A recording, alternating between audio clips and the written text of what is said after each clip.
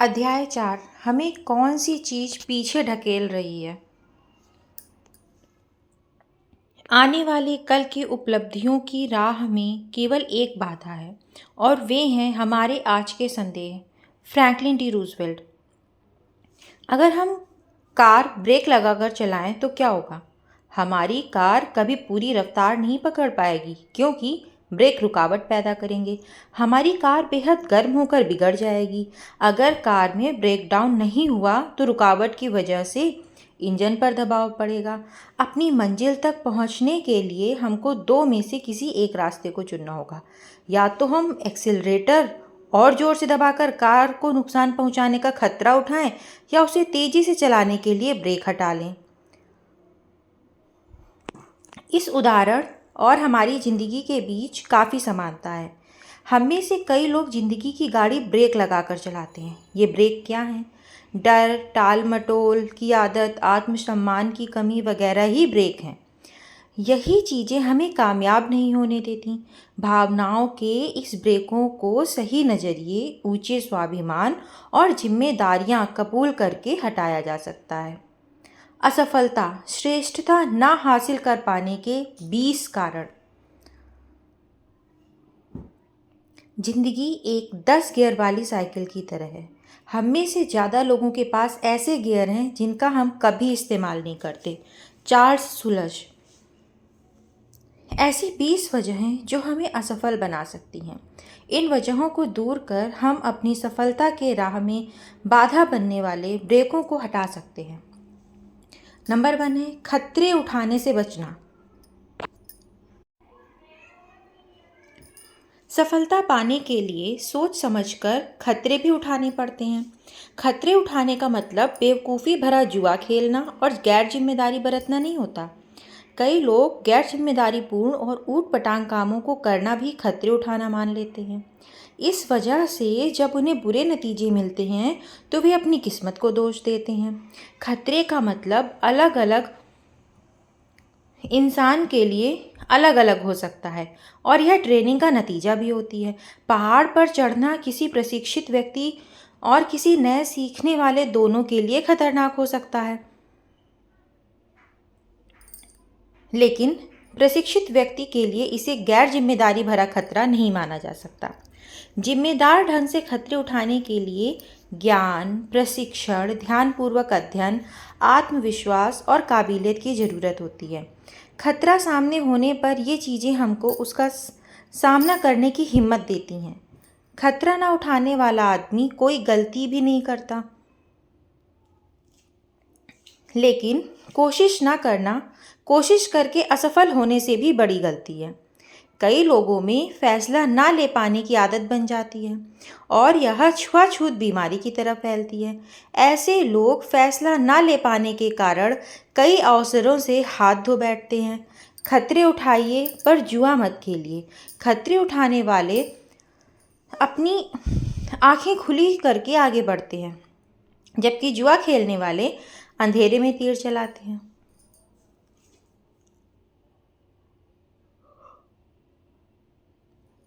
एक बार किसी ने एक किसान से पूछा, क्या तुमने इस मौसम में गेहूं की फसल बोई है? किसान ने जवाब दिया, नहीं, मुझे बारिश न होने का अंदेशा था। उस आदमी ने पूछा, क्या तुमने मक्के की फसल बोई है? किसान ने जवाब दिया, नहीं, मुझे डर था कि कीड़े मकोड़े खा लेंगे। तब उस आदमी ने पूछा, आखिरकार तुमने बोया क्या है? किसान ने जवाब दिया, कुछ नहीं, मैंने कोई खतरा नहीं उठाना चाहता था। खतरे। हंसने में बेवकूफ़ समझे जाने का डर है, रोने में जज्बाती समझे जाने का डर है, लोगों से मिलने में नाते जुड़ जाने का डर है, अपनी भावनाएं प्रकट करने में मन की सच्ची बात खुल जाने का डर है, अपने विचार, अपने सपने लोगों से कहने में उनके चुरा लिए जाने का डर है, किसी को प्रेम करने पर बदले में प्रेम ना पाने का डर है, जीने में मरने का डर है, आशा में निराशा का डर है, कोशिश करने में असफलता का डर है। लेकिन खतरे जरूर उठाने चाहिए क्योंकि जिंदगी में खतरे ना उठाना ही सबसे बड़ा खतरा है।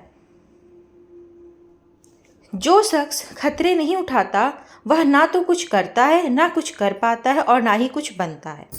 वे जिंदगी में दुख दर्द से तो बच जाते हैं, लेकिन वे सीखने, महसूस करने, बदलाव लाने, आगे बढ़ने या प्रेम करने और जीवन जीने को सीख नहीं पाते हैं। अपने नज़रिए की जंजीरों में बंधकर गुलाम बन जाते हैं और अपनी आज़ादी खो देते हैं। सिर्फ खतरे उठाने वाला इंसान ही सही मायनों में आज़ाद है। नंबर 2, लगातार कोशिश की कमी। जब मुश्किलों पर काबू पाना नामुमकिन लगता है तो भागना सबसे आसान तरीका नजर आता है। यह बात शादी, नौकरी और रिश्ते पर लागू होती है। जीतने वाले चोट भले ही खाएं लेकिन मैदान नहीं छोड़ते। हम सबको जिंदगी में ठोकरें लगती हैं, लेकिन इसका यह मतलब नहीं कि हम असफल हैं। दृढ़ता और अड़ियलपने में क्या फ़र्क है? यह अंतर है कि दृढ़ता मजबूत इच्छा शक्ति की निशानी है, जबकि अड़ियलपन घोर अनिच्छा का प्रतीक है। ज़्यादातर लोग जानकारी या प्रतिभा की कमी की वजह से नहीं, बल्कि कोशिश बंद करने की वजह से असफल होते हैं। सफलता का पूरा राज इन दो खूबियों में छिपा है, दृढ़ता और प्रतिरोध। जिन कामों को करना चाहिए उनके बारे में दृढ़ता दिखाएं और जिन्हें नहीं करना चाहिए उनका प्रतिरोध करें। कोई आदमी इसलिए हीरो नहीं होता कि वह किसी और से ज़्यादा बहादुर है, बल्कि इसलिए होता है क्योंकि वह अपनी बहादुरी दूसरों की तुलना में 10 मिनट ज़्यादा दिखाता है। Rolf Waldo immersion. नंबर 3, इच्छा फौरन पूरी करने की चाह। कई लोग रातों रात लाखों करोड़ों कमाना चाहते हैं। इस वजह से आजकल लॉटरी का धंधा काफ़ी फल फूल रहा है। हम इच्छाएं झटपट पूरी करने के दौर में जी रहे हैं। आजकल हमको जगाने से लेकर सुलाने तक के लिए, यानी हर काम के लिए एक गोली मौजूद है। लोग एक गोली खाकर अपनी दिक्कतों से छुटकारा पाना चाहते हैं। इसी तरह करोड़पति बनने के लिए लोग अपनी ईमानदारी का गला घोटकर शॉर्टकट अपनाने से नहीं हिचकिचाते। इच्छा फौरन पूरी करने की चाह रखने वाले उसके नतीजों के बारे में नहीं सोचते। आज की पीढ़ी अच्छी खुराक उसे मानती है जिसके खाने से वजन 5 पाउंड घट जाए। ऐसे लोग जो और ज़्यादा जन्मदिन मनाने के बजाय और ज़्यादा तोहफे चाहते हैं। अगर आप कल के बारे में सोचने के बजाय केवल आज के बारे में सोचते हैं तो यह दूरदर्शी नहीं है। सीमित सोच के सहारे आप कोई सार्थक लक्ष्य कायम नहीं कर सकते। नंबर 4, प्राथमिकताएं तय न करना। लोग प्राथमिकताओं की अदला बदली करते हैं, जबकि ऐसा नहीं करना चाहिए। उदाहरण के तौर पर रिश्ते निभाने के लिए वे समय और स्नेह का मुआवजा पैसों और तोहफों से चुकाना चाहते हैं। कुछ लोगों को अपने बीवी बच्चों के साथ हिल मिल कर वक्त गुजारने के बजाय अपनी गैर हाजिरी का हर्जाना चीज़ें खरीद कर चुकाना अधिक आसान लगता है। अपनी प्राथमिकताएं तय न कर पाने के कारण हम वक्त बर्बाद करते हैं। हम यह नहीं समझ पाते कि वक्त की बर्बादी का मतलब जीवन की बर्बादी है। प्राथमिकताएं तय करने के लिए खुद को अनुशासित करना पड़ता है। इससे हम वह काम कर पाएंगे जो ज़रूरी है, बनिस्बत वह जिसे हम करना चाहते हैं या जो हमें अच्छा लगता है। हम किसी काम को दिल से करने के बजाय उसकी हार जीत को ज़्यादा वजन देते हैं। और असफलता और हार का सामना कैसे करेंगे? इस सवाल का जवाब हमारे चरित्र को काफ़ी हद तक बयान कर देगा। सफलता के राज को खोलने की एक महत्वपूर्ण चाबी प्राथमिकताएं तय करना है। कुछ लोगों के लिए पैसा महत्वपूर्ण है तो कुछ लोगों के लिए सत्ता, किसी के लिए यश महत्वपूर्ण है तो किसी के लिए संपत्ति। हमें अपनी प्राथमिकताओं को समझना होगा। सफलता कामयाबी दिलाने वाले उसूलों को पढ़ने या रटने से नहीं, बल्कि उन्हें समझने और अपनी प्राथमिकताएं तय करके उन्हें लागू करने से मिलती है। 5, शॉर्टकट की तलाश। भोजन मुफ्त में नहीं मिलता। एक राजा ने अपने सलाहकारों को बुलाकर उनसे बीते इतिहास की सारी समझदारी भरी बातें लिखने के लिए कहा, ताकि वह उन्हें आने वाली पीढ़ियों तक पहुंचा सके। उन्होंने काफ़ी मेहनत कर समझदारी भरी बातों पर कई किताबें लिखी और उन्हें राजा के सामने पेश किया। राजा को वे किताबें काफ़ी भारी भरकम लगी। उसने सलाहकारों से कहा कि लोग इन्हें पढ़ नहीं पाएंगे, इसलिए इन्हें छोटा करो। सलाहकारों ने फिर काम किया और केवल एक किताब लेकर आए। राजा को वह भी काफ़ी मुश्किल लगी। सलाहकारों ने उसे और छोटा किया। इस बार वे केवल एक अध्याय लेकर आए। राजा को वह भी काफ़ी लंबा लगा। तब सलाहकारों ने उसे और छोटा कर केवल एक पन्ना पेश किया, लेकिन राजा को एक पन्ना भी लंबा लगा। आखिरकार वे राजा के पास केवल एक वाक्य लिख कर ले गए और राजा उससे संतुष्ट हो गया।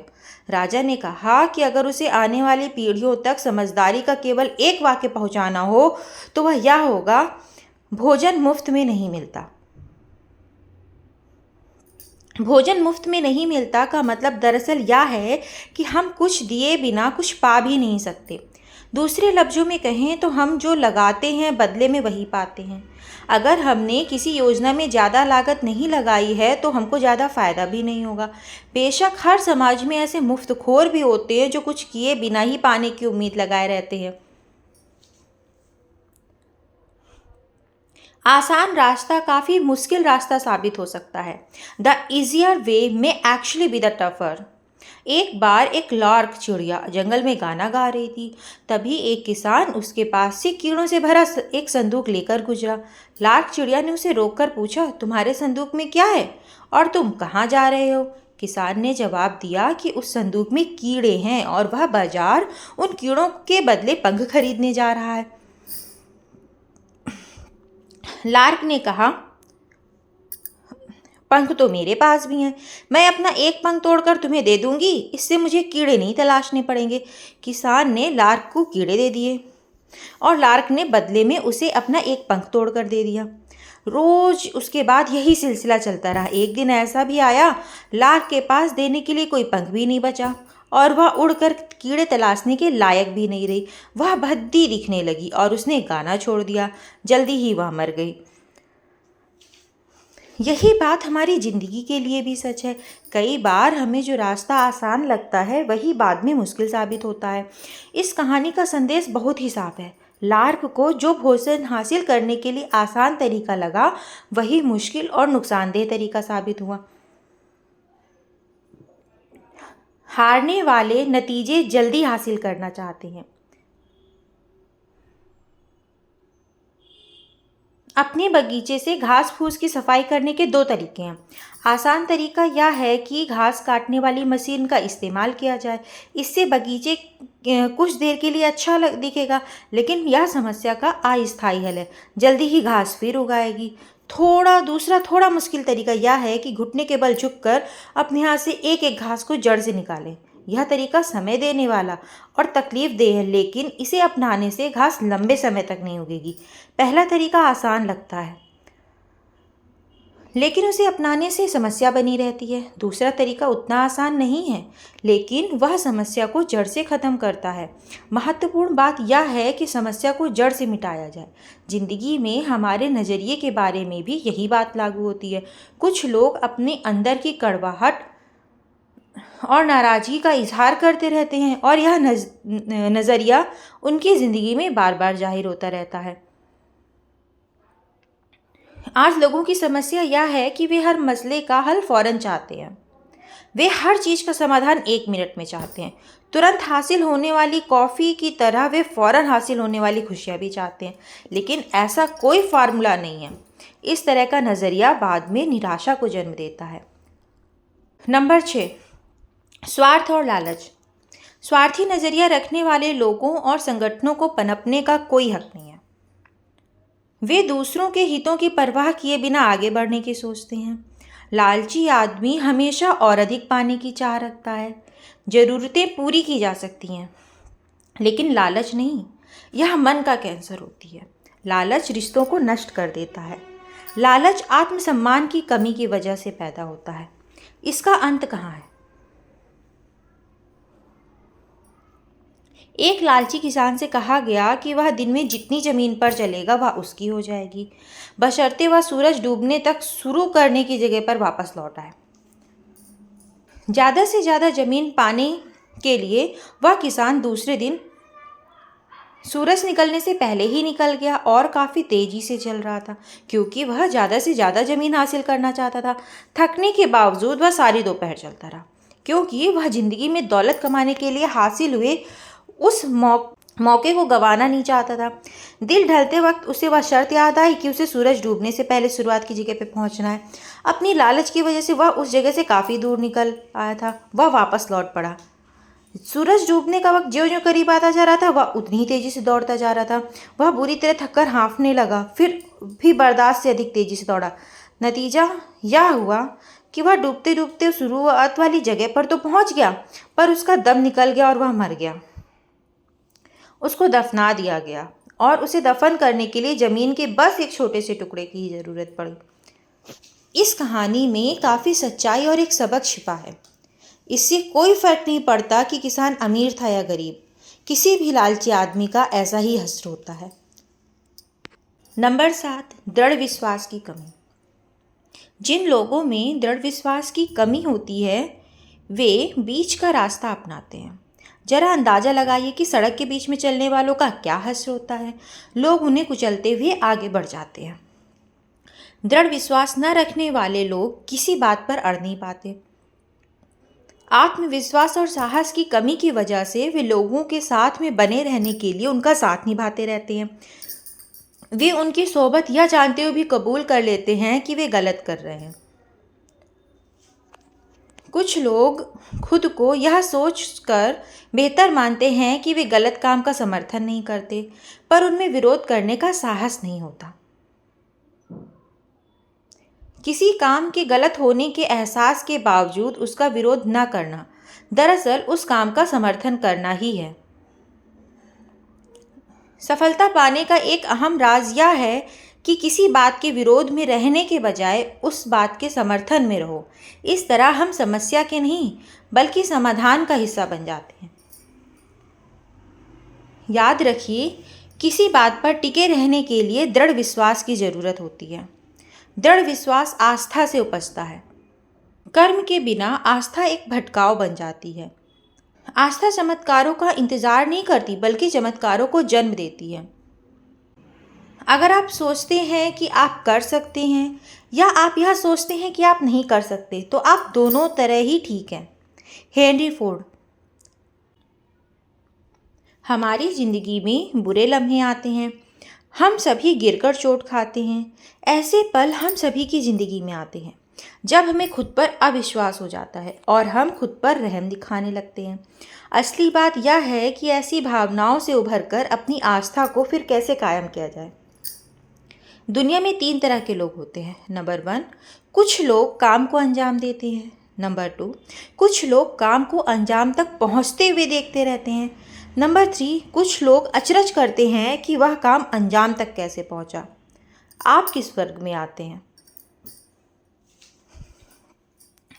नंबर 8, कुदरत के नियमों को ना समझना।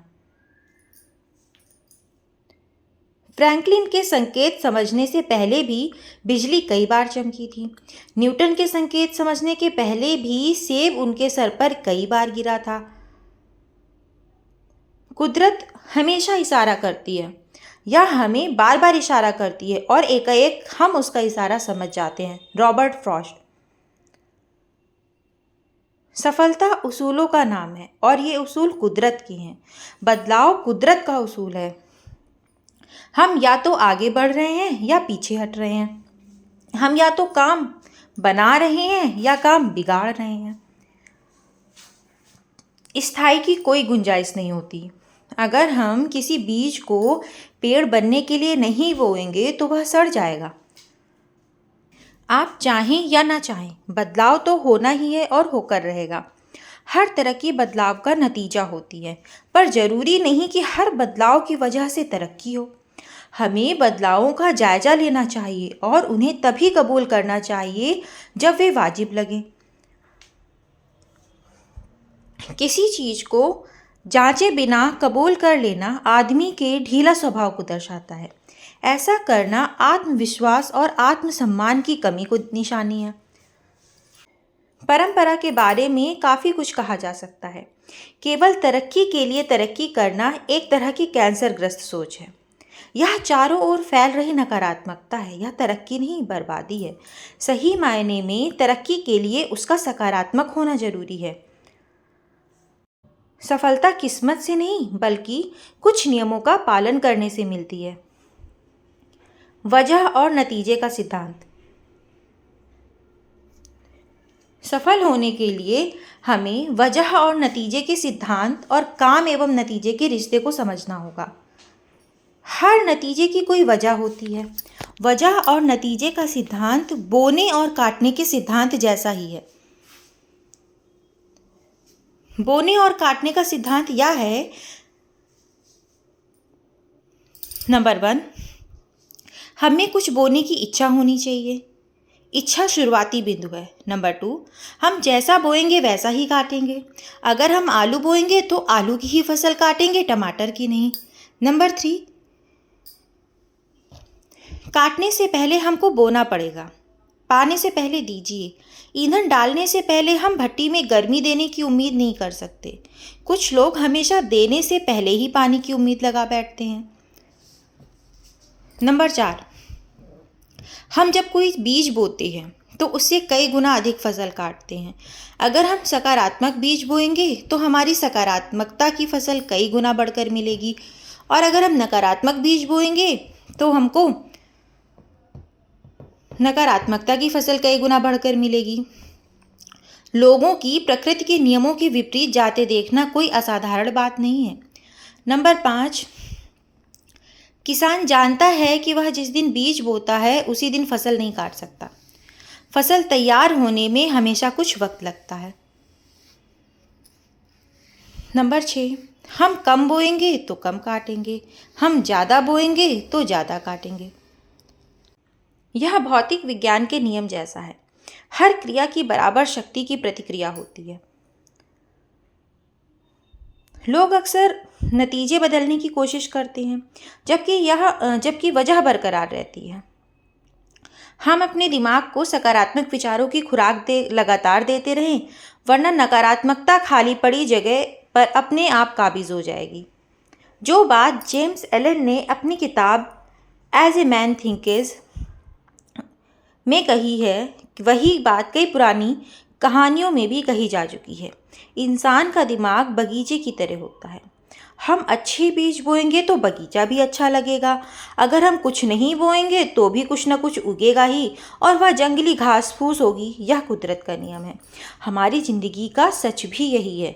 मैं तो एक कदम और आगे बढ़कर कहना चाहूँगा कि जंगली घास फूस अच्छी बीज बोने के बावजूद उगेंगे। इसलिए निराई का काम हमेशा जारी रहना चाहिए। हम किसी गिलास में पानी डालकर तापमान 0 डिग्री से भी नीचे ला दें तो पानी जमकर बर्फ बन जाएगा। इसमें कोई अचरज की बात नहीं है। यह कुदरत का नियम है। हकीकत यह है कि ऐसा होना जरूरी है। हमारे विचार ही नतीजों को जन्म देने वाली वजहें हैं। हमारे विचार वजह हैं। आप जैसा विचार का बीज बोते हैं वैसा ही कर्म फलता है। कर्म का बीज बोने पर आदत वैसी ही फलती है। आदत का बीज बोने पर चरित्र वैसा ही फलता है। चरित्र का बीज बोने पर किस्मत वैसी ही फलती है। इस सब की शुरुआत एक विचार से होती है। आकर्षण का नियम।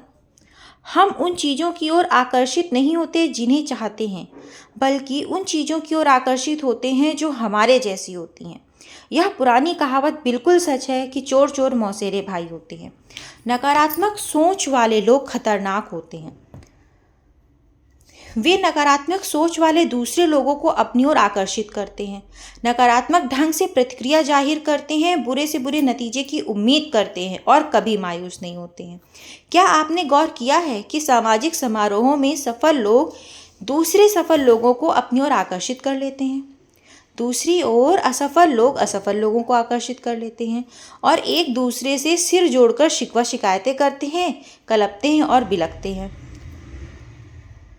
नंबर 9, योजना बनाने और तैयारी करने की अनिच्छा। जीतने की इच्छा सभी में होती है, मगर जीतने के लिए तैयारी करने की इच्छा बहुत कम लोगों में होती है। Wins Lombardy. ज़्यादातर लोग अपनी ज़िंदगी के बारे में योजना बनाने के बजाय पार्टी और छुट्टियों के बारे में योजना बनाने में वक्त बिताते हैं। तैयारी। आत्मविश्वास तैयारी से ही पैदा होता है। तैयारी का मतलब योजनाबद्ध ढंग से अभ्यास करना। जीतने वाले खुद पर दबाव बनाए रहते हैं। यह तैयारी दबाव जीत की चिंता किए बिना की जाने वाली तैयारी का होता है।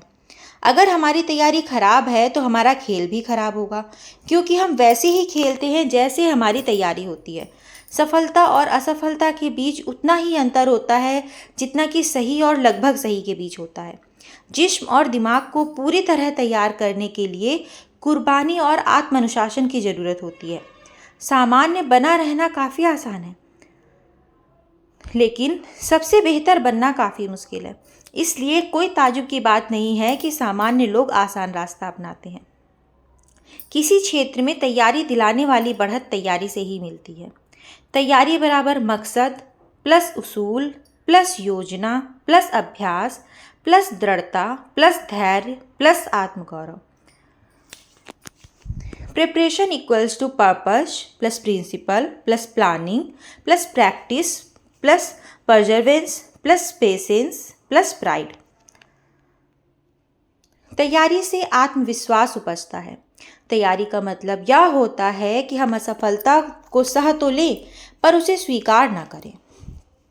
इसका मतलब होता है खुद को निराश, मायूस और हारा हुआ महसूस न किए बिना हार का सामना करने का हौसला रखना। तैयारी का मतलब होता है अपनी गलती से सीखना। गलती करना कोई बुरी बात नहीं है। हम सभी गलती करते हैं, लेकिन गलती को दोहराने वाला आदमी मूर्ख होता है। गलती करके उसे न सुधारने वाला आदमी और बड़ी गलती करता है। किसी गलती को संभालने का सबसे अच्छा तरीका यह है कि उसे जल्दी से जल्दी स्वीकार कर लिया जाए, उसमें उलझा ना जाए, उससे सबक लिया जाए, उसे दोहराया ना जाए, दूसरों को दोष न दिया जाए और बहाने न बनाए जाए। तैयारी ना होने से ही दबाव महसूस होता है। तैयारी, अभ्यास और कड़ी मेहनत का कोई विकल्प नहीं होता। केवल मन की इच्छाओं और अभिलाषाओं से कोई नतीजा नहीं निकलता। हमको मुकाबले में बढ़त तैयारी ही दिला सकती है। अगर हमने तैयारी नहीं की है तो खुद को लाचार महसूस करेंगे। जैसे पानी अपना रास्ता खुद तलाश लेता है, वैसे ही सफलता उन लोगों तक पहुंचने का रास्ता तलाश लेती है जिन्होंने तैयारी की होती है। कमज़ोर कोशिशों से कमज़ोर नतीजे मिलते हैं। इनमें दृढ़ता इन चीज़ों से आती है: उद्देश्य, तैयारी, धैर्य, सिद्धांत, सकारात्मक नज़रिया, योजना, गर्व, अभ्यास, कीमत अदायगी। आप अपने आप से पूछिए, क्या हमारे पास एक साफ उद्देश्य है? क्या हमारे पास मकसद पाने के लिए कोई योजना है? क्या हम तैयारी करने के लिए क्या कोशिशें कर रहे हैं? हम क्या कीमत चुकाना चाहते हैं और किस हद तक आगे बढ़ना चाहते हैं? क्या हम सफलता हासिल करने से पहले के दबाव को झेलने का धैर्य है? क्या हम बेहतर होने के लिए लगातार अभ्यास करने को तैयार हैं? क्या हम किसी मजबूत उसूल की बुनियाद पर खड़े हैं? क्या हम अपने कार्य प्रदर्शन पर गर्व अनुभव करते हैं? क्या हमारे पास मैं यहाँ काम कर सकता हूँ वाला नज़रिया है? नंबर 10, बहाने बनाना। जीतने वाले बारीकी से जांच परख तो करते हैं पर बहाने नहीं बनाते। बहाने बनाना हारने वालों की आदत होती है। हारने वालों के पास अपनी नाकामयाबी की वजह बताने वाले बहानों की पूरी किताब होती है। उनके बहाने कुछ इस प्रकार के होते हैं: मैं बदनसीब था, मेरे सितारे खराब हैं, मेरी उम्र काफ़ी कम है, मेरी उम्र काफ़ी ज़्यादा है, मैं लाचार हूँ, मुझ में चतुराई नहीं है, मैं शिक्षित नहीं हूँ, मैं सुंदर नहीं हूँ, मेरे अधिक संपर्क नहीं है, मेरे पास ज़्यादा पैसा नहीं है, मेरे पास ज़्यादा वक्त नहीं है,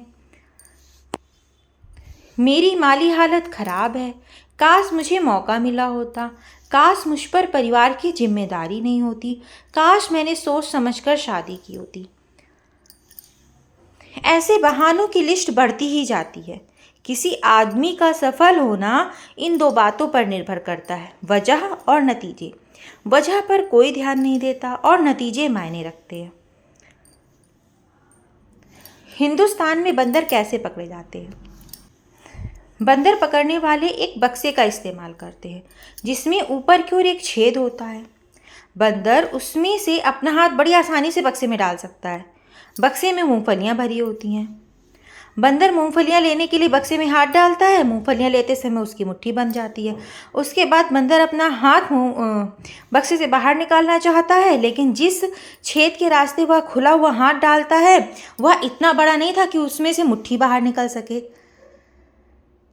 अब बंदर के पास यह विकल्प होता है कि वह या तो मूंगफलियों को छोड़कर हमेशा के लिए आज़ाद हो जाए या उन्हें पाने के चक्कर में पकड़ लिया जाए। आपने अंदाज़ा लगा लिया होगा कि वह मूंगफलियां हाथ में थामे रहता है और पकड़ा जाता है। हम लोग उन बंदरों से अलग नहीं हैं। हम खुद की ज़िंदगी में आगे बढ़ने से रोकने वाली बाधाओं से चिपकाए रहते हैं। हम खुद को यह कहकर सही ठहराने की कोशिश करते रहते हैं कि मैं यह काम नहीं कर सकता क्योंकि, और इस क्योंकि के बाद जो शब्द आते हैं वे उन बाधाओं को ही बयान करते हैं जो हमारी ज़िंदगी में आगे बढ़ने से रोकती रहती है। सफल लोग बहाने नहीं बनाते। अगर हम असफल होना चाहते हैं तो हमारे लिए सबसे अच्छी सलाह यह है कि ना तो सोचिए, ना कुछ पूछिए और ना ही कुछ सुनिए। नंबर 11, पिछली गलतियों से सीख ना लेना। एक इंसान संकोच करता है, हीन भावना की वजह से वह दूसरा गलतियां करने के लिए संकोच नहीं करता, हीन भावना की ही वजह से। हेनरी सी लिंक। इतिहास से सबक न लेने वाले लोग नष्ट हो जाते हैं। अगर हमारा नज़रिया सही हो तो हम अपनी गलतियों से सीखते हैं। असफलता सफ़र का अंत नहीं, महज भटकाव होती है। यह देर की वजह बन सकती है, हार की नहीं। सच बात तो यह है कि अपनी गलतियों से हमें तजर्बा हासिल होता है। कुछ लोग सीखते हुए जीते हैं और कुछ लोग केवल जीते हैं। अक्लमंद लोग अपनी गलतियों से सीखते हैं। अधिक अक्लमंद लोग दूसरों की गलतियों से सीखते हैं। हमारी ज़िंदगी इतनी लंबी नहीं होती कि हम केवल अपनी गलतियों से सीखते रहें। नंबर 12, अवसर को ना पहचानना। अक्सर बाधाओं का रूप धर कर भी आ जाते हैं। नंबर 12, अवसर को ना पहचान पाना। अवसर बाधाओं का रूप धरकर भी आ सकते हैं, इसलिए बहुत सारे लोग उन्हें पहचान नहीं पाते। याद रखिए, बाधा जितनी बड़ी होगी अवसर उतना ही बड़ा होगा। नंबर 13, डर। डर वास्तविक हो सकता है और काल्पनिक भी। डरा हुआ इंसान अटपटे काम करता है। डर की बुनियादी वजह नासमझी होती है। डर कर जीना भावनाओं की कैद में जीने के समान है। डर असुरक्षा की भावना, आत्मविश्वास की कमी और बहानेबाजी की आदत को जन्म देता है। यह हमारी क्षमता और योग्यता को नष्ट कर देता है। डरा हुआ इंसान स्पष्ट ढंग से सोच नहीं पाता। डर रिश्तों और सेहत को नष्ट कर देता है। डर की कुछ आम वजहें ये हैं: असफलता का डर, कुछ अनजान चीज़ का डर, तैयारी ना होने का डर, गलत फैसला लेने का डर, अस्वीकार किए जाने का डर। कुछ इस तरह के डरों को बयान किया जा सकता है, जबकि कई प्रकार के डर केवल महसूस किए जा सकते हैं। डर इंसान को बेचैन कर देता है, जिसकी वजह से इंसान बेतुकी बातें सोचने लगता है। नतीजे के तौर पर समस्याएं हल करने की उसकी क्षमता पर बुरा असर पड़ता है। आम तौर पर लोग डर से दूर भागते हैं। भागने से हमें राहत मिलती है और कुछ देर के लिए डर का असर कम हो जाता है, लेकिन डर की वजह बरकरार रहती है। कई बार बेबुनियादी डर हमारी समस्याओं को बढ़ा देते हैं। काबू से बाहर हो जाने पर डर हमारी खुशियों और रिश्तों को नष्ट कर देता है। डर को एक ऐसा झूठ मानिए जो हमें सच लगता है। Fear, FEAR equals to fast evidence appearing real। असफलता से भी अधिक बुरा असफलता का डर होता है। आदमी के लिए घटित होने वाली सबसे बुरी चीज़ असफलता नहीं होती। कोशिश न करने वाले लोग प्रयत्न करने से पहले ही असफल हो जाते हैं। बच्चा जब चलना सीखते हैं तो बार बार गिरते हैं, लेकिन उसके लिए वह असफलता नहीं बल्कि सीख होती है। अगर वे मायूस हो जाएं तो कभी चल नहीं पाएंगे। घुटनों के बल बैठकर डरी हुई जिंदगी जीने से अपने पैरों पर खड़ा होकर मरना ज़्यादा बेहतर होता है। नंबर 14, प्रतिभा का उपयोग ना कर पाना। अल्बर्ट आइंस्टाइन का कहना था, मुझे लगता है कि मैंने जिंदगी में अपनी केवल 25% बौद्धिक क्षमता का उपयोग किया। विलियम जेम्स के मुताबिक इंसान अपनी केवल 10 से 12% आंतरिक क्षमता का उपयोग करता है। ज़्यादातर लोगों की ज़िंदगी का सबसे दुखद पहलू यह होता है कि वे अपने मन में कुछ करने की इच्छा लिए हुए ही मर जाते हैं। जीवित होते हुए भी वे ज़िंदगी को जी नहीं सके। वे इस्तेमाल होने की वजह से नहीं, बल्कि जंग लगने की वजह से मरे। मैं खुद में जंग लगवाने के बजाय इस्तेमाल होना ज़्यादा पसंद करूँगा। ज़िंदगी में सबसे दुखद शब्द ये होते हैं, मुझे यह करना चाहिए था। खाली बैठने और इंतज़ार करने में बहुत फ़र्क है। खाली बैठने का मतलब है बेकारी और निकम्मापन, जबकि धैर्य और इंतज़ार करना एक सोचा समझा फैसला है। यह एक क्रम है और इसमें लगातार कोशिश और दृढ़ता शामिल है। किसी ने एक बुजुर्ग आदमी से पूछा, जिंदगी का सबसे बड़ा बोझ क्या है? बुजुर्ग ने अपनी बड़ी दुखी आवाज़ में जवाब दिया, ढोने के लिए कोई बोझ ना होना। नंबर 15, अनुशासन की कमी। आपको ज़िंदगी में यह चुनाव करना है कि आप अनुशासन की कीमत चुकाएंगे या अफसोस की। Tim Connor. क्या हमने कभी विचार किया है कि कुछ लोग अपने लक्ष्य तक क्यों नहीं पहुंच पाते? उन्हें बार बार हार और संकट का सामना क्यों करना पड़ता है? कुछ लोगों की लगातार सफलता क्यों मिलती जाती है, जबकि दूसरे लोगों को अंतहीन असफलताएं झेलनी पड़ती हैं? खेल कूद, शिक्षा और व्यापार यानी किसी भी क्षेत्र में अनुशासन के बिना महत्वपूर्ण सफलता कोई भी कभी हासिल नहीं कर सका। अनुशासनहीन लोग हर काम को करने की कोशिश करते हैं, लेकिन उनमें किसी भी काम को करने का संकल्प नहीं होता। कुछ तथाकथित उदार चिंतकों ने अनुशासनहीनता को स्वतंत्रता माना है, लेकिन किसी विमान में बैठते वक्त मैं यही चाहूँगा कि उसका पायलट अनुशासित हो। वह उन कामों को करे जिसकी उससे उम्मीद की जाती है, ना कि अपने मन की मौज के मुताबिक काम करे। मैं नहीं चाहूँगा कि विमान कोई ऐसा पायलट चलाए जो इस दर्शन में विश्वास रखता हो कि मैं आज़ाद हूँ। मैं नहीं चाहता कि कोई मुझे कंट्रोल टावर से बताए कि मुझे क्या करना है। लगातार कोशिश की कमी अनुशासन की कमी का नतीजा होती है। अनुशासित रहने के लिए आत्मनियंत्रण एवं त्याग की आवश्यकता होती है तथा भटकाव और लालच से बचना पड़ता है। इसका मतलब यह होता है कि हम लक्ष्य पर ध्यान लगाएं। भाप इंजन को तब तक नहीं खींच सकती जब तक उसे एक दायरे में सीमित ना कर दिया जाए। नियाग्रा फॉल से बिजली तब तक नहीं बनाई जा सकती जब तक उसे बांधा ना जाए। खरगोश और कछुए की कहानी हम सभी जानते हैं। खरगोश ने अपनी रफ्तार के बारे में डींग हाँकी और कछुए को दौड़ में मुकाबला करने की चुनौती दी। कछुए ने चुनौती कबूल की। उन्होंने एक लोमड़ी को जज बनाया। दौड़ शुरू हुई और कछुआ अपनी धीमी चाल से चलता रहा, लेकिन खरगोश ने रफ्तार दिखाई। जल्दी ही खरगोश ने कछुए को काफ़ी पीछे छोड़ दिया। उसे जीतने का पूरा भरोसा था, इसलिए उसने सोचा क्यों न एक झपकी ले ली जाए। नींद खुलने पर उसे दौड़ की याद आई। उसने फिर दौड़ना शुरू किया, लेकिन उसी दौरान कछुआ लक्ष्य तक पहुंचकर दौड़ जीत चुका था। अनियमित कड़ी मेहनत से कहीं बेहतर है नियमित रूप से की गई थोड़ी सी कोशिश, जो अनुशासन से आती है। अनुशासन और पछतावा दोनों ही दुखदायक है। ज़्यादातर लोगों को इन दोनों में से किसी एक को चुनना होता है। जरा सोचिए, इन दोनों में से कौन ज़्यादा तकलीफदेह है? जिन बच्चों को बिना अनुशासन के काफ़ी आज़ादी देकर पाला जाता है, वे आमतौर पर बड़े होकर ना तो अपनी इज्जत करते हैं, ना ही माँ बाप और समाज की परवाह करते हैं। वे जिम्मेदारियां कबूल नहीं करना चाहते। नंबर 16, आत्मसम्मान की कमी। अगर कोई इंसान खुद की इज्जत नहीं करता और अपनी अहमियत महसूस नहीं करता, तो उसमें स्वाभाविक रूप से आत्मसम्मान की कमी होती है। ऐसा इंसान ना तो अपनी इज्जत करता है और ना ही दूसरों की। उसकी शख्सियत की ड्राइंग सीट पर अहंकार बैठ जाती है। वह फैसले कोई कायदे का काम करने के लिए नहीं, बल्कि अपने अहंकार को संतुष्ट करने के लिए लेता है। जिन लोगों में आत्मसम्मान की कमी होती है, वे लगातार अपनी पहचान की तलाश करते रहते हैं। वे खुद को ढूंढते रहते हैं। शख्सियत कहीं पर पड़ा हुआ नहीं मिलता, उसे बनाना पड़ता है।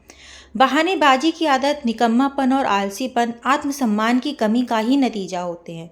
निकम्मापन उस जंग की तरह है जो बढ़िया से बढ़िया लोहे को भी खा जाता है।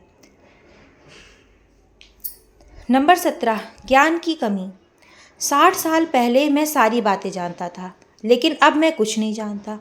अपनी अज्ञानता को निरंतर जानते रहने की प्रक्रिया ही शिक्षा है। विल ड्यूरॉट।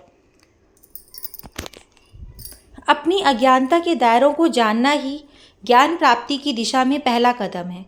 इंसान जितना ज़्यादा से ज़्यादा ज्ञान प्राप्त करता है, उसे अपनी अज्ञानता के क्षेत्रों का अनुभव ही उतना ही ज़्यादा होता है। अगर कोई इंसान यह समझता है कि उसे सब कुछ मालूम है, तो उसे सीखने की सबसे ज़्यादा ज़रूरत है। अज्ञानी लोग यह नहीं जानते कि वे अज्ञानी हैं। उन्हें अपने अज्ञान का एहसास ही नहीं होता। दरअसल अज्ञान से भी बड़ी समस्या ज्ञानी होने का भ्रम है। इसकी वजह यह है कि अगर हम कोई चीज़ नहीं जानने के बावजूद उसे जानने का भ्रम पाल लेते हैं, तो गलत फैसले लेने लगते हैं। नंबर 18, उदारवादी नज़रिया। भाग्यवादी नज़रिए वाले लोग उनके हालात की वजह से जन्म लेने वाली जिम्मेदारियों को कबूल करने से कतराते हैं। वे सफलता और असफलता दोनों को भाग्य की देन मानते हैं। वे सब कुछ भाग्य पर छोड़ देते हैं। वे अपनी कुंडली या सितारों द्वारा पहले से ही लिखी गई तकदीर को मंजूर कर लेते हैं। वे मान लेते हैं कि लाख कोशिश करने के बावजूद वही होगा जो किस्मत में लिखा है, इसलिए वे कोई कोशिश ही नहीं करते और आत्मसंतुष्टि उनकी ज़िंदगी के जीने का तरीका बन जाती है। वे खुद कुछ न कर गुजरने के बजाय कुछ घटित होने का इंतज़ार करते रहते हैं। किसी भी असफल आदमी से पूछिए तो वह यही कहेगा कि कामयाबी तो किस्मत से मिलती है। कमज़ोर दिमाग वाले लोग तकदीर बताने वाले लोगों, कुंडली देखने वालों और खुद को अवतारी पुरुष घोषित करने वालों के चक्कर में आसानी से आ जाते हैं, जबकि कई बार ऐसे लोग केवल पाखंड कर रहे होते हैं। भाग्यवादी लोग अंधविश्वास के चंगुल में फंस जाते हैं। कुछ लोग खरगोश के पाँव को सौभाग्य हिलाने वाला मानते हैं। वे यह नहीं समझ पाते कि वह पाँव खुद खरगोश के लिए भाग्यशाली साबित नहीं हुआ।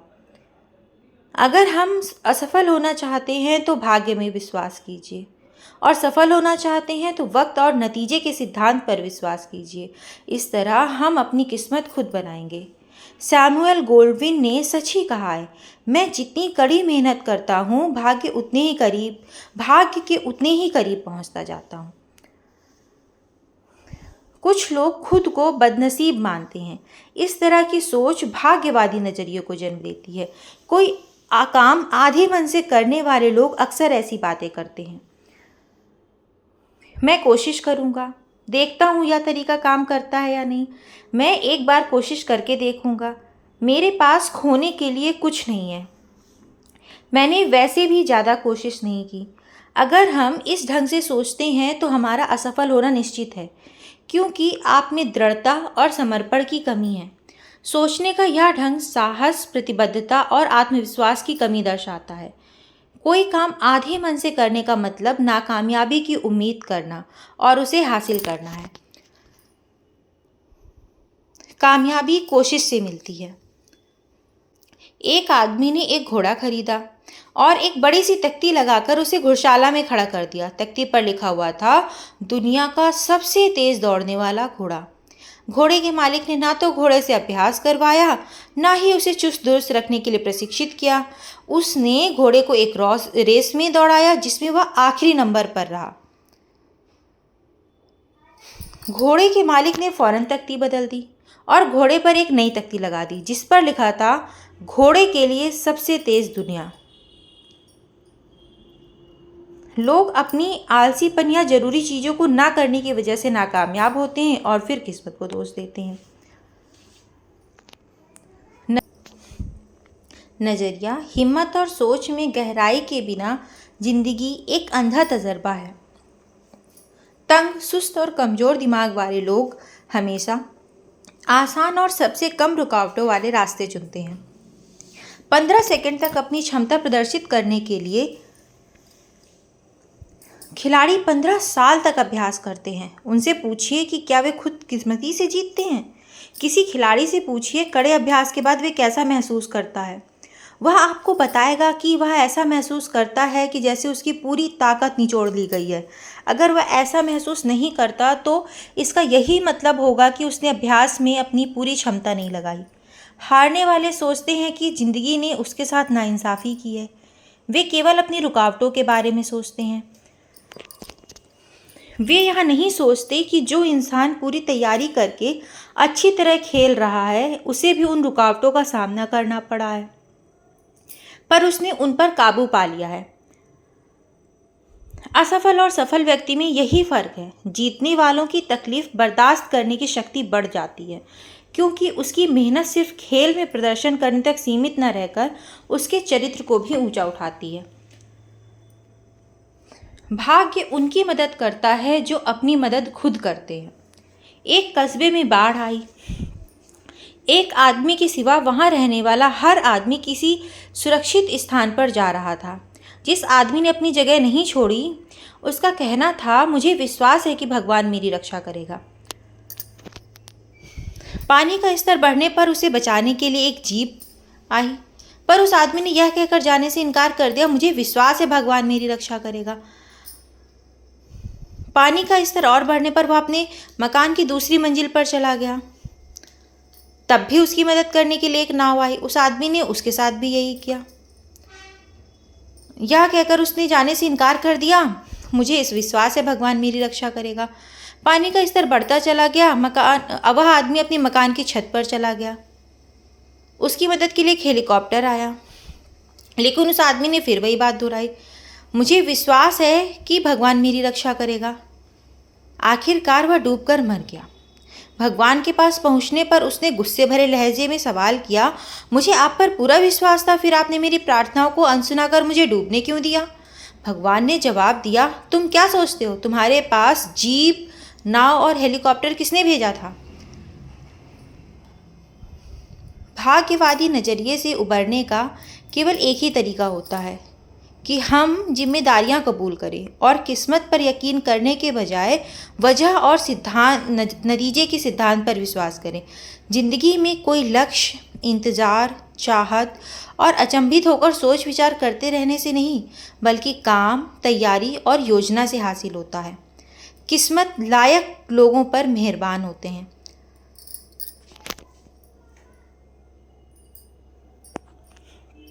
अलेक्जेंडर ग्राहम बेल अपनी ऊंचा सुनने वाली पत्नी के लिए सुनने में मदद देने वाली एक मशीन बनाने की जी तोड़ कोशिश कर रहे थे। वह उस मशीन को बनाने में तो नाकामयाब रहे, पर उसी दौरान उन्होंने टेलीफोन बनाने का सिद्धांत ढूंढ निकाला। क्या हम ऐसे व्यक्ति को भाग्यशाली मानेंगे? अच्छी किस्मत तभी हासिल होती है जब तैयारी और अवसर का मेल हो। कोशिश और तैयारी के बिना अच्छे संयोग घटित नहीं होते। भाग्य। उसने सारा दिन काम किया और सारी रात काम किया। उसने खेलना छोड़ा और मौज मस्ती छोड़ी। उसने ज्ञान के ग्रंथ पढ़े और नई बातें सीखी। वह आगे बढ़ता गया। पाने के लिए सफलता जरा सी दिल में विश्वास और हिम्मत लिए वह आगे बढ़ा, और जब वह सफल हुआ तो लोगों ने उसे भाग्यशाली कहा। अज्ञात। नंबर 19, उद्देश्य की कमी। महान मस्तिष्कों में उद्देश्य होते हैं, अन्य लोगों के पास केवल इच्छाएं होती हैं। Washington Irving. अगर हम ऐसे लोगों की कहानियां पढ़ें जिन्होंने अपनी गंभीर किस्म की असमर्थताओं पर विजय प्राप्त की, तो यह स्पष्ट हो जाएगा कि प्रबल इच्छा ही उनकी प्रेरणा शक्ति थी। उनकी जिंदगी में कोई उद्देश्य था। वे अपने आप को भरोसा दिलाना चाहते थे कि सफलता सारी बाधाओं के बावजूद हासिल की जा सकती है, और उन्होंने ऐसा कर दिखाया। इच्छा शक्ति के बल पर ही लकवे का शिकार विल्मा रुडोल्फ ने 1960 की ओलंपिक दौड़ में सबसे तेज दौड़कर सोने की 3 तमगे हासिल करे। ग्लेन कनिंघम के मुताबिक यह इच्छा शक्ति ही थी जिसने जले पैरों वाले एक लड़के को 1 मील की दौड़ में विश्व रिकॉर्ड कायम करने की शक्ति दी। 5 साल की उम्र में एक पोलियो पीड़ित लड़की ने अपनी शक्ति दोबारा हासिल करने के लिए तैरना शुरू किया। सफल होने की अपनी प्रबल इच्छा के बल पर ही उसने 3 प्रतियोगिताओं में विश्व रिकॉर्ड कायम किया और सन 1956 के मेलबर्न ओलंपिक में स्वर्ण पदक प्राप्त किया। उसका नाम है शेली मॉन। जब लोग उद्देश्यहीन और दिशाहीन होते हैं तो उन्हें कोई अवसर नहीं दिखाई देता। जब किसी इंसान में कोई काम पूरा करने की इच्छा और लक्ष्य की ओर बढ़ने की सही दिशा का ज्ञान, लक्ष्य के प्रति समर्पण और कड़ी मेहनत करने के लिए अनुशासन की भावना होती है तो सफलता उसके कदम चूमती है। अगर हमारे पास लक्ष्य और सही दिशा का ज्ञान नहीं है तो हमारे पास कोई भी खूबी हो, हम सफल नहीं होंगे। चरित्र की बुनियाद पर ही हर चीज़ टिकी होती है, यह टिकाऊ होता है। नंबर 20, साहस की कमी। सफल लोग चमत्कार घटित होने या कोई काम आसानी से हो जाने की आशा नहीं करते। वे रुकावटों पर काबू पाने की हिम्मत और ताकत हासिल करते हैं। वे इस पर ध्यान नहीं देते कि उन्होंने क्या गंवा दिया है, बल्कि इस पर ध्यान देते हैं कि उनके पास क्या बचा हुआ है। इच्छाएं साकार नहीं होती, पर दृढ़ विश्वास पर टिके हुए भरोसे और उम्मीदें पूरी हो जाती हैं। प्रार्थनाएं तभी स्वीकार की जाती हैं जब साहस के साथ काम भी किया जाए। साहस और चरित्र, इन दोनों का मेल कामयाबी हासिल करने का एक अहम नुस्खा है। आम और ख़ास लोगों के बीच यही फ़र्क होता है। हमारा मन जब साहस से भरा होता है तो हम अपने डर को भूल जाते हैं और रास्ते की रुकावटों पर काबू पा लेते हैं। साहस का मतलब डर का ना होना नहीं, बल्कि डर को जीतना है। साहस के बिना चरित्र बेअसर होता है। दूसरी ओर, चरित्र के बिना साहस जुल्म का रूप ले लेता है। सफलता का नुस्खा। सफलता पाना केक बनाने की तरह है। अगर हमारे पास सही नुस्खा ना हो तो हमको कामयाबी नहीं मिलेगी। अच्छा केक बनाने के लिए हमारे पास सही मात्रा में उम्दा किस्म की सामग्री होनी चाहिए। हमको उसे ना तो ज़्यादा आंच देनी होगी ना ही कम।